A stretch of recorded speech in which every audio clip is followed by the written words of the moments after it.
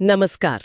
हम सब ने हमेशा से यही सुना है, यही पढ़ा है कि भगवान शिव अजन्मे हैं, अनादि हैं, अनंत हैं। बिल्कुल, जिनका ना कोई आरंभ है ना कोई अंत। वो स्वयंभू है। हाँ, मतलब खुद से ही प्रकट हुए हैं। हाँ, ये एक ऐसी बात है जो हमारे मन में बिल्कुल पक्की बैठी हुई है। लेकिन जब हम थोड़ा गहराई में जाते हैं, ग्रंथों को खंगालते हैं, तो मामला थोड़ा उलझ जाता है। सही कहा। क्योंकि हमारे पास जो स्रोत हैं, जैसे विष्णु पुराण, शिव पुराण, यहाँ तक कि श्रीमद् देवी महापुराण, हाँ, उनमें शिव की उत्पत्ति को लेकर एक नहीं बल्कि कई अलग अलग कहानियां मिलती हैं। और मजे की बात यह है कि वो कहानियां एक दूसरे से काफी अलग हैं, कभी कभी तो बिल्कुल उल्टी। तो आज हमारी कोशिश यही रहेगी कि इस उलझन को सुलझाया जाए। क्या शिव सच में अजन्मे हैं या उनके जन्म की कोई कहानी है, और अगर है तो इतनी सारी अलग अलग कहानियां क्यों हैं? चलिए इसी रहस्य से पर्दा उठाते हैं। तो सबसे बड़े विरोधाभास से ही शुरू करते हैं। शिव पुराण तो मतलब साफ साफ कहता है कि शिव स्वयंभू है। हाँ, उसमें कोई दो राय नहीं है। वो कहते हैं शिव किसी से पैदा नहीं हुए, बात खत्म। लेकिन जैसे ही हम विष्णु पुराण उठाते हैं, पूरी कहानी ही पलट जाती है। बिल्कुल, वहां पर एक बिल्कुल अलग ही नजरिया मिलता है। उस कहानी के हिसाब से विष्णु जी की नाभि से एक कमल निकला, उस पे ब्रह्मा जी प्रकट हुए, और फिर जब ब्रह्मा जी को क्रोध आया तो उनके माथे के तेज से शिव जी की उत्पत्ति हुई। मतलब इस कहानी के हिसाब से तो शिव ब्रह्मा के पुत्र हो गए। यही तो बात है, और ये उलझन यही खत्म नहीं होती। नहीं, शिव पुराण जो शिव को स्वयंभू कहता है, उसी में एक और कहानी भी है। अच्छा? हाँ, जो इसका ठीक उल्टा कहती है। उस कहानी में बताया गया है कि एक बार शिव जी अपने घुटने पर कोई लेप मल रहे थे, और उस लेप के मैल से विष्णु जी की उत्पत्ति हुई। अब सोचिए, एक ही ग्रंथ में कितनी अलग अलग बातें हैं। तो सवाल ये उठता है कि ऐसा क्यों? मतलब एक ही धर्म के ग्रंथों में इतनी अलग अलग बातें क्यों लिखी हैं? ये कोई गलती है? नहीं, इसे गलती कहना ठीक नहीं होगा। ये असल में हमें उस समय के समाज का नजरिया दिखाता है। क्या नजरिया? देखिए, हर संप्रदाय, चाहे वो शैव हो या वैष्णव, अपने इष्ट देव को केंद्र में रखकर ही ब्रह्मांड को समझता था। तो जब किसी शैव ने पुराण लिखा तो स्वाभाविक है कि शिव ही सबके जनक हो गए। और जब किसी वैष्णव ने लिखा तो विष्णु परमेश्वर बन गए। बिल्कुल। तो ये विरोधाभास नहीं, बल्कि भक्ति के अलग अलग दृष्टिकोण हैं। ये कहानियां हमें ये सिखाती हैं कि ईश्वर इतने विशाल हैं कि उन्हें किसी एक कहानी में बांधा ही नहीं जा सकता। ये तो बहुत ही दिलचस्प बात है, और इसी टकराव से एक बहुत ही प्रसिद्ध कहानी निकल कर आती है। ब्रह्मा और विष्णु के बीच श्रेष्ठता के विवाद वाली। हाँ, वही, जहाँ दोनों में बहस हो जाती है कि बड़ा कौन है। ब्रह्मा जी को अभिमान था कि मैंने सृष्टि की रचना की है, तो मुझसे बड़ा कोई नहीं। और विष्णु जी का तर्क था कि मैं इस पूरी सृष्टि का पालन करता हूँ, तो मैं ही सर्वश्रेष्ठ हूँ। और उनकी ये बहस बढ़ती ही चली गई। हाँ, और कहते हैं कि जब उनकी बहस चरम पर थी तो अचानक उन दोनों के बीच रोशनी का एक बहुत बड़ा खंभा प्रकट हो गया। एक ऐसा स्तंभ जिसका न कोई ओर था न कोई छोर। अनंत। और इसे ही पहला ज्योतिर्लिंग माना जाता है ना? बिल्कुल। वो सिर्फ एक खंभा नहीं था, वो एक तरह से एक बयान था, एक प्रतीक जो कह रहा था कि तुम दोनों जिस शक्ति पर बहस कर रहे हो, वो मेरी इस अनंतता के सामने कुछ भी नहीं है। एक तरह से दोनों के अहंकार को चुनौती। सही कहा। और फिर उस खंबे से एक आवाज आई, तुम दोनों में से जो भी इस खंबे का सिरा खोज लेगा वही सबसे बड़ा कहलाएगा। अहंकार की एक और परीक्षा। ये सुनते ही ब्रह्मा जी ने तुरंत एक हंस का रूप लिया और खंबे का ऊपरी सिरा खोजने ऊपर की ओर उड़ गए। और विष्णु जी ने एक विशाल वराह का रूप धारण किया और निचला सिरा खोजने के लिए पाताल में चले गए। हजारों साल, कहते हैं हजारों साल बीत गए, लेकिन दोनों में से किसी को भी कोई अंत नहीं मिला।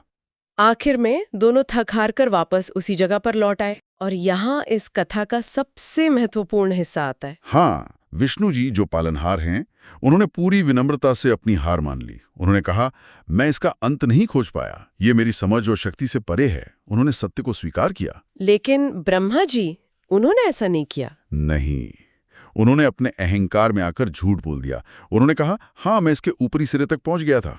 और ये सुनते ही उस ज्योतिर्लिंग से भगवान शिव अपने रौद्र रूप में प्रकट हुए। वो ब्रह्मा के इस झूठ से बहुत नाराज थे। उनका क्रोध सिर्फ झूठ पर नहीं था, वो इस बात पर था कि सृष्टि के रचयिता ने ही सत्य का अपमान किया है। और उन्होंने ब्रह्मा जी को श्राप दे दिया। हाँ, कि तुम्हारे इस झूठ और अहंकार की वजह से पृथ्वी पर तुम्हारी पूजा कभी नहीं होगी। और शायद यही वजह है कि आज भी पूरे भारत में ब्रह्मा जी के गिने चुने मंदिर ही मिलते हैं। तो क्या ये कहना सही होगा कि ये कहानी असल में त्रिदेवों के बीच एक तरह का पदानुक्रम, एक हायरार्की स्थापित करती है? पदानुक्रम से ज्यादा मैं कहूंगा कि ये तत्व की बात करती है। ये बताती है कि सृजन यानी ब्रह्मा और पालन यानी विष्णु दोनों ही बहुत जरूरी हैं। लेकिन ये दोनों जिस अनंत ऊर्जा के हिस्से हैं, वो ऊर्जा यानी शिव इन दोनों से कहीं ज्यादा बड़ी और पुरानी है। वो समय और स्थान से परे है। तो एक तरफ शिव इतने विराट हैं कि ब्रह्मा और विष्णु भी उन्हें समझ नहीं पाए, लेकिन फिर ये बात और भी हैरान करती है कि दूसरी तरफ विष्णु पुराण में उन्हें एक असहाय रोते हुए बालक के रूप में दिखाया गया है। यही तो हमारे दर्शन की खूबसूरती है। यहाँ ईश्वर परम भी है और व्यक्तिगत भी। वो अनंत भी हो सकता है और एक शिशु भी। चलिए इस कहानी को भी थोड़ा और समझते हैं। विष्णु पुराण में ऐसा बताया गया है कि सृष्टि की रचना के समय ब्रह्मा जी को एक बालक की जरूरत थी। हाँ, एक ऐसा बालक जो आगे चल के संहार का काम भी कर सके। और कहते हैं कि उन्हें शिव का दिया हुआ एक पुराना वरदान याद था कि शिव उनके पुत्र के रूप में जन्म लेंगे। बिल्कुल। तो ब्रह्मा जी ने कठोर तपस्या की और उनकी तपस्या से प्रसन्न होकर एक छोटा सा नीले रंग का बालक उनकी गोद में प्रकट हो गया। लेकिन प्रकट होते ही वो जोर जोर से रोने लगा। सोचिए, जो महादेव त्रिलोक को कंपा सकते हैं, वो एक बच्चे की तरह रो रहे हैं। हाँ, जब ब्रह्मा जी ने पूछा कि क्यों रो रहे हो, तो बालक ने कहा मेरा कोई नाम नहीं है इसलिए मैं रो रहा हूँ। तब ब्रह्मा जी ने उन्हें पहला नाम दिया रुद्र, जिसका मतलब ही होता है रोने वाला। लेकिन वो बच्चा चुप नहीं हुआ, वो और जोर से रोने लगा। हाँ, फिर ब्रह्मा जी ने उन्हें दूसरा नाम दिया, फिर तीसरा, सर्व, भव, उग्र, भीम, पशुपति, ईशान, महादेव। और ये सिलसिला तब तक चलता रहा जब तक ब्रह्मा जी ने उनके 108 नाम नहीं रख दिए, तब जाकर उनका रोना बंद हुआ। इस कथा का अगर हम विश्लेषण करें तो ये ईश्वर की लीला की अवधारणा को बहुत खूबसूरती से दिखाती है। परमेश्वर जो सबसे शक्तिशाली है, वो एक भक्त की इच्छा पूरी करने के लिए एक बालक का रूप भी ले सकता है, रो भी सकता है, नाम भी मांग सकता है। बिल्कुल। ये दिखाता है कि ईश्वर नियमों से बंधा नहीं है। वो निराकार भी है और साकार भी। उनका रुद्र रूप उनकी संहारक शक्ति है, तो उनका बालक रूप भक्तों के प्रति उनका प्रेम दिखाता है। ये सारी कहानियां अलग अलग संप्रदायों से आती हैं, शिव पुराण, विष्णु पुराण, लेकिन क्या कोई ऐसा ग्रंथ है जो इन सबको एक साथ लाने की कोशिश करता है, जो ये बताता है कि इन तीनों महाशक्तियों की शुरुआत कहाँ से हुई? हाँ, श्रीमद् देवी भागवत पुराण हमें शायद उसी परम सत्य के सबसे करीब ले जाता है। और यहाँ एक बहुत जरूरी बात समझनी होगी जो अक्सर लोग भूल जाते हैं। कौन सी बात? ग्रंथ 3 अलग अलग रूपों की बात करते हैं, शिव, सदाशिव और शंकर। हाँ, ये अंतर बहुत महत्वपूर्ण है। इसे जरा साफ साफ समझते हैं। शिव का अर्थ है वो निराकार परम तत्व जो हर जगह है। सदाशिव हैं काल स्वरूप, यानी समय के भी स्वामी। और शंकर या महेश वो रूप हैं जिन्हें हम सब जानते हैं, सती और पार्वती के पति, कैलाश पर रहने वाले महादेव। आपके विष्णु और शिव के माता पिता कौन है? और तब ब्रह्मा जी जो जवाब देते हैं वो इन सारी कहानियों को एक साथ जोड़ देता है। वो कहते हैं हम तीनों यानी मैं, विष्णु और रुद्र, हमारी उत्पत्ति प्रकृति रूपी माँ दुर्गा और काल स्वरूप सदा शिव से हुई है। वही हमारे माता पिता हैं। तो कहानी ये है कि जब कुछ भी नहीं था तब सिर्फ सदाशिव और उनकी शक्ति दुर्गा ही मौजूद थे। हाँ, काल और प्रकृति, उन्होंने मिलकर ही सृष्टि के विस्तार का विचार किया। तो फिर त्रिदेवों की उत्पत्ति कैसे हुई? सदाशिव ने सबसे पहले अपने बाएं अंग से विष्णु को प्रकट किया और उन्हें सृष्टि के पालन का काम सौंपा। अच्छा।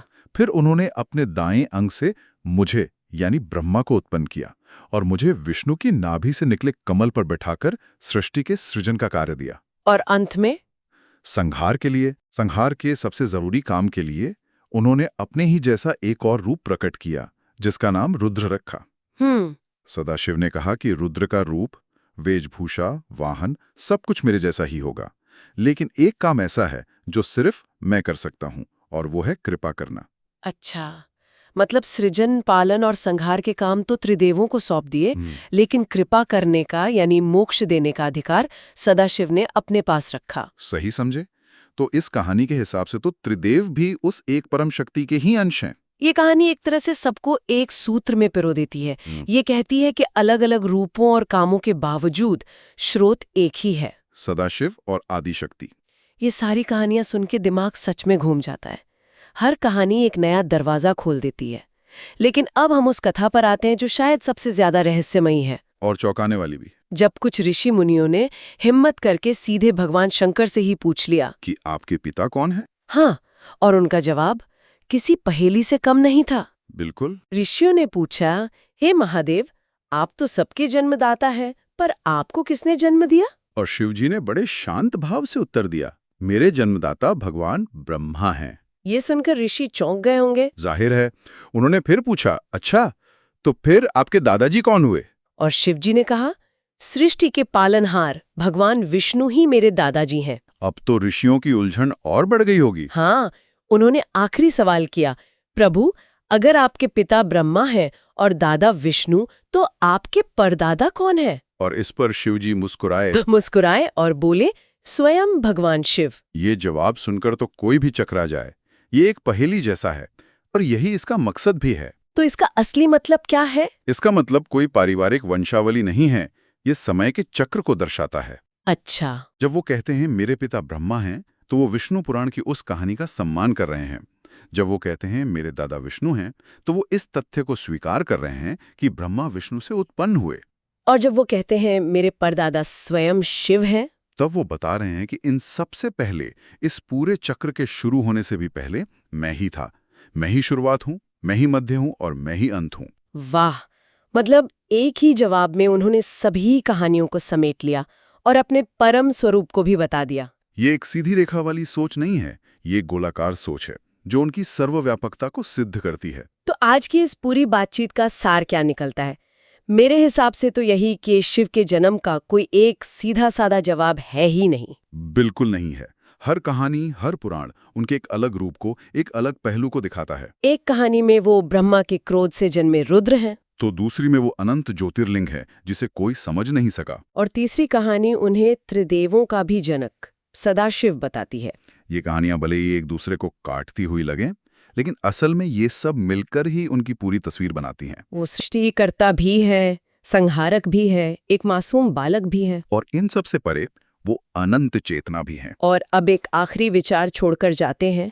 अगर ईश्वर की इतनी जटिल और बहुआयामी प्रकृति को समझने के लिए हमें इतनी सारी अलग अलग, यहाँ तक कि विरोधाभासी कहानियों की जरूरत पड़ती है, तो ये हमारे अपने जीवन में एकमात्र सत्य या वन सिंगल ट्रूथ की खोज के बारे में क्या कहता है? क्या असली ज्ञान किसी एक जवाब को पकड़ लेने में है, या फिर कई अलग अलग दृष्टिकोणों को एक साथ समझने और उनका सम्मान करने में है?